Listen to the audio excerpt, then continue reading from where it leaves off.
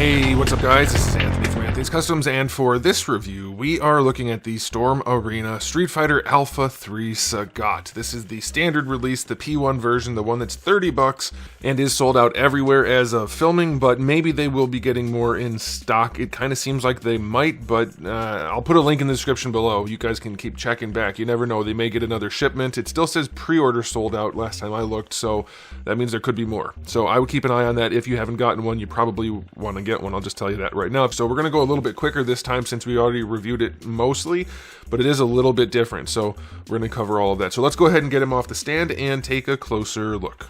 Alright, so before we look at the figure, I do want to show you my package, and it's interesting because obviously we have the Alpha branding here rather than Zero, which would be the Asia version. I don't know if this guy is going to have Alpha packaging, like even for the Big Bad Toy Store orders. I would be surprised if they actually have the Alpha branding, but maybe they do. I don't know. But for this one, you can get it in either one, of course, if you get it overseas, but I have Alpha here because I got it at Big Bad Toy Store. And here's the packaging. It looks great. Obviously, the Street Fighter Alpha artwork is very stylized, and it's not super consistent, so I'm perfectly okay with this not matching the artwork. I know some people want that. I'm personally more of a sprite matcher type person because I see the sprites way more than I see the artwork, but depends on the game and stuff. So I could definitely see people's arguments saying it should look more like this or it should look more like the sprites. It's somewhere in between, and I think that's fine. For me, you guys can decide for yourselves. In fact, question of the day, sprite or artwork, which do you prefer? For me, for fighting games specifically, it's almost exclusively going to be sprites. But for something like, I don't know, Zelda, I think the artwork for like the earlier games is where I want the figure to come from. Like OOT, for instance, definitely artwork for me. But you guys can let me know how you feel about that for different types of games. Obviously, it's not a sprite for OOT, but whatever, you get the idea. Okay, here he is. Here's Sagat. Like I said, I'll put a link in the description below, but as of right now, unobtainium.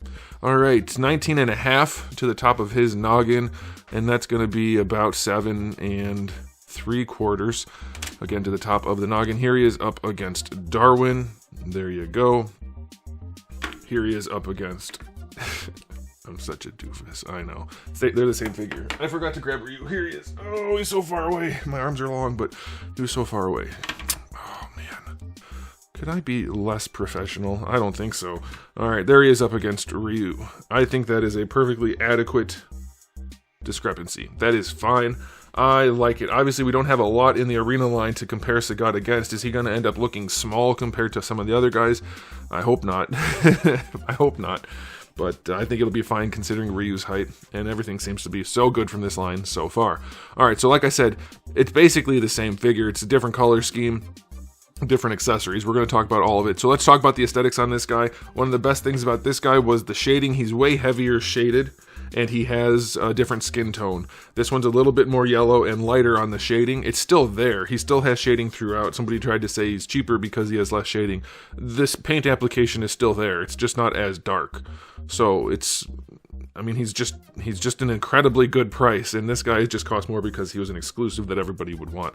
But yeah, in terms of the paint quality, it's good. The more subtle shading is still fine. I don't mind it at all. Obviously, this is more striking from a distance, but this still looks really good. The only issue I have, well, I guess we can talk about a couple things. This guy had the hyper blue-white wraps, and they're supposed to just be white. This is like an ice white with a blue wash dry brush thing going on, so it looks a little bit weird. It should be a classic white, just a nice true white.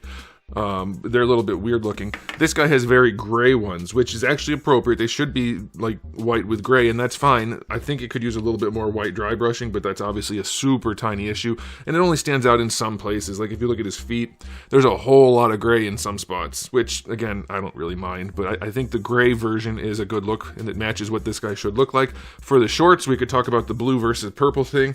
It's funny because they showed purple originally, and everybody was like, oh, hey, it's the purple one. That's what it's supposed to look like, and then Capcom, from what I understand, Capcom said, make them blue. And so they did. But it's interesting because when I was a kid, I always assumed the purple was just the way they handled the coloring at the time, because all the artwork, like almost all, not literally, but all of it was blue still. And I just kind of assumed that was the way they handled lighting, and they used that color to make it a little bit more dramatic, but it was still supposed to be blue. And I think there was no other purple short version of SAGAT other than in the alpha games. Now you could correct me, I haven't played every single version of every single Street Fighter.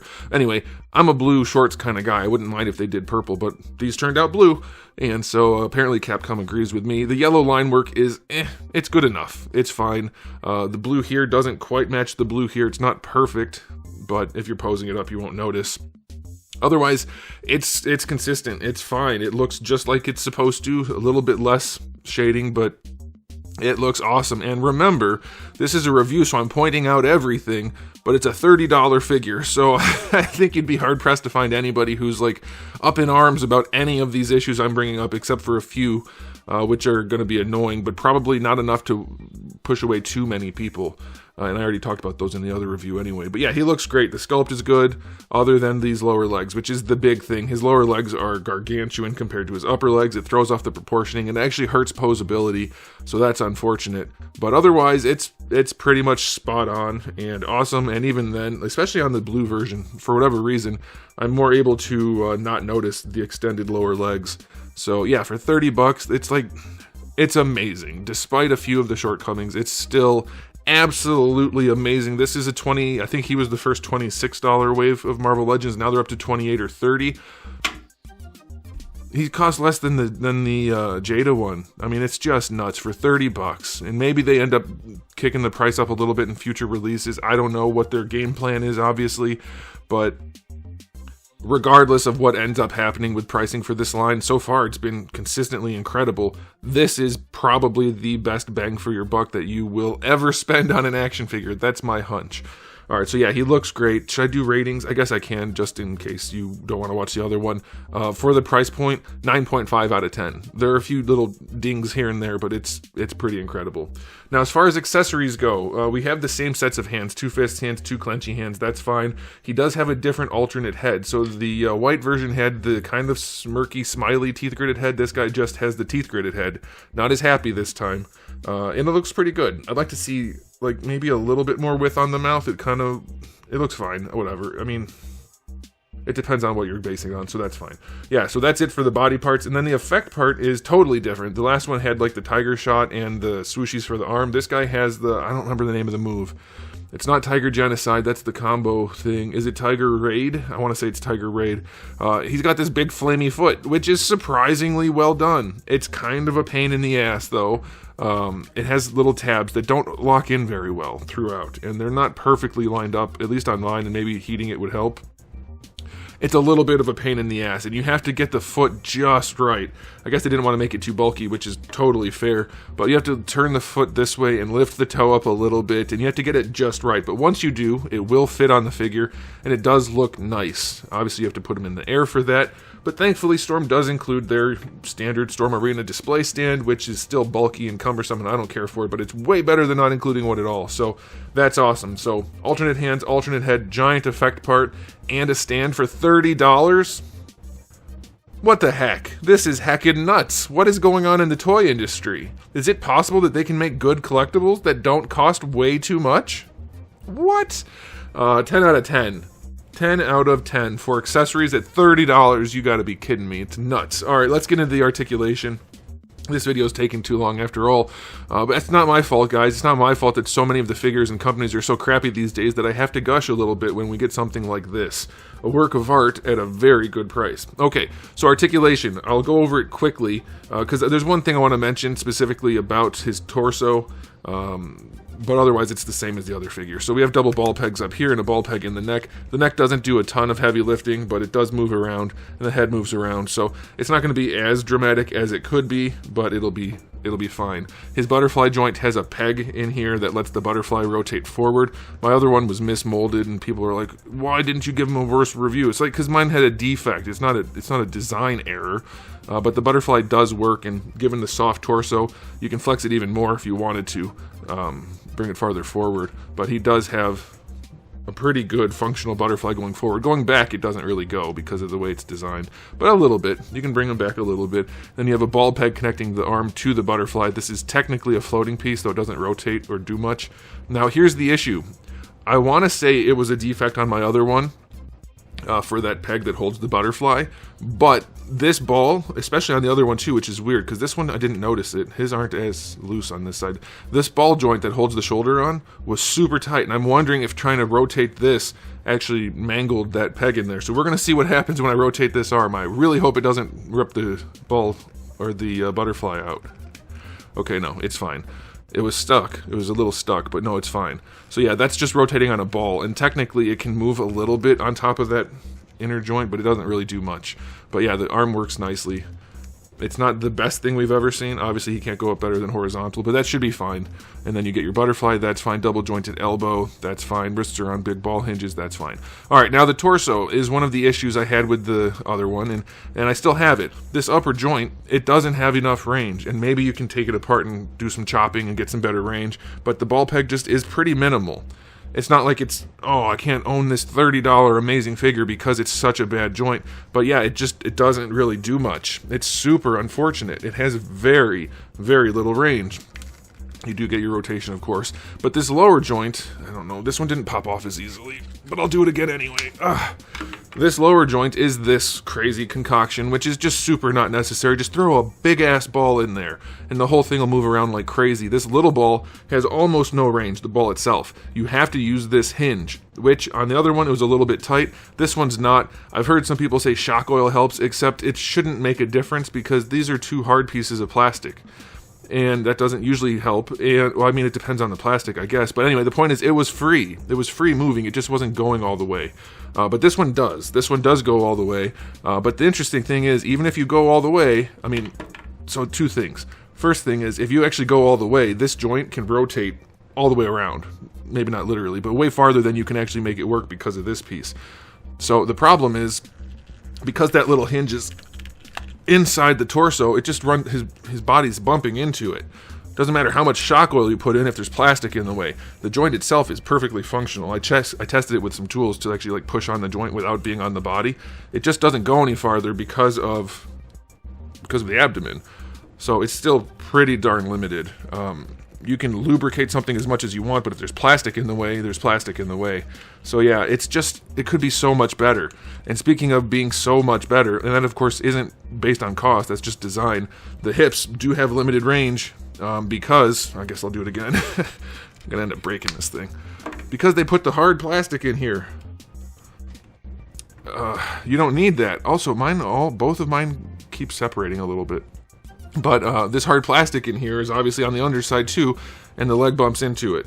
If you do like just the center crotch piece to hold the peg and the pants on, this could be flexible and you'd be able to bring the legs up without doing a crazy drop down. Now the drop down is it's really functional. This one isn't loose either. The white one had a loose joint. This one's not loose at all. His legs work. They're fine, but you definitely have to use the drop down going forward, and it does get in the way a little bit, and I think they could make it a little bit better. They could probably nix the drop down altogether if they got rid of this hard part in here. Just put it in the middle where you need to, like a skeleton, rather than this big flat plate. That would also help range for this joint. So that's unfortunate, but still, like I said, for $30, it's still super functional, and certainly not like any sort of deal breaker. This one's way tighter than the other one. Not any sort of deal breaker, but, you know, this is a review. All right, thigh swivel is down here, and then, of course, you can rotate some thigh up there. Double jointed knees, still ugly. Demonstrates how much longer this is. This is like the height of the foot, basically, should be where the ankle ends, or the bottom of the foot should be where the ankle ends. Way too long, and you could argue, oh, artwork, fine, but it is too long for the action figure. And that it's not just about looks, it's about functionality. Posing a figure with really long lower legs and short upper legs, nightmare, because humans don't work that way. You do get a boot swivel at the top of the wraps. Ankles go pretty far back. Now, here's an interesting thing. Everything on him was tighter, including the loose hip that was on the other guy. This was tighter. Now, his ankles are looser. They're not terribly loose, but they are a little bit looser, so maybe there's some variance there. Or maybe just this release has these tolerances, I don't know. But decent enough range going forward and back. You do get the toe hinge, which is functional enough. It's relatively sturdy. It's not the absolute best thing, but it will get the job done. And then you have the ankle rocker, which goes on that ball hinge for the ankle, and it's fine. It is okay. So, yeah, for $30, this guy's articulation is really, really, really good. It's not perfect, but that's the point of a review. We have to point out things, because I don't know what people care about. I can't decide what's important. You have to decide what's important. But as far as I'm concerned, for 30 bucks, absolutely nuts. I'll give his articulation a 9.5 out of 10. And now it's time for the final rating. You know, we'll see what Storm Arena releases later this year. I think we're getting Dan and Charlie this year, and I don't know if Chun-Li is supposed to be this year or not, but she doesn't look good so far. So Dan and Charlie both look great. Dan's going to be basically Ryu, so that's fine. Charlie looks like he might be a better release, technically speaking, but this is absolutely nuts. As of right now, this figure has every chance of being the figure of the year, and it's not even close. And it's not just because I like Street Fighter or Storm or Sagat. It's just a damn good figure for an incredible price. I'm going to give this guy an overall rating of 9.8 out of 10.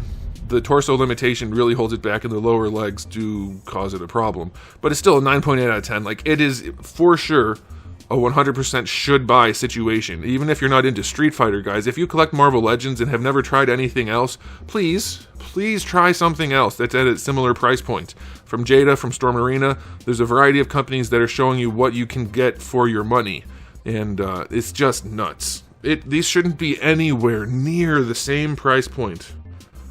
It shouldn't be even close. This should be 3 times as much, or this should be 3 times as little, 3 times less. But it's Storm Arena and Jada both showing everybody what could be done. It's a good thing. So yeah, it's a 100% should buy situation. There it is. Let me know what you guys think in the comment section below, but I'll be done there. So thanks for watching.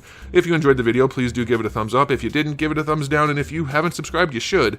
I have new videos just about every single day, and thousands already on the channel. So make sure you come back for all of that. And in the meantime, keep collecting.